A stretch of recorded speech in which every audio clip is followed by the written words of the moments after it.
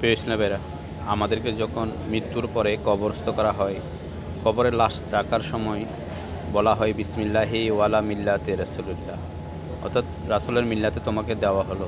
আমি পৃথিবীতে যখন ছিলাম, নবীজি ছিলেন ডানপন্থী। এই যে আমরা চা পান করি, নবীজির ডান হাত দিয়ে চা পান করতেন, এটা হলো নবীজির মিল্লাত।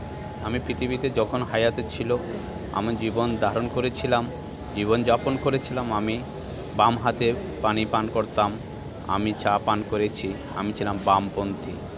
অর্থাৎ রসুলের তরিকা, রসুলের চরিত্রের বহির্ভূত কাজ আমি করেছি।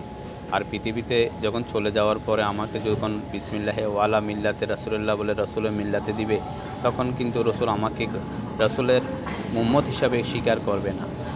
করবে তখন যদি আমি রসুলের মিল্লাতে থাকি। নবীজি ডান হাত দিয়ে চা পানি পান করতেন, আমরা করবো ইনশাল্লাহ।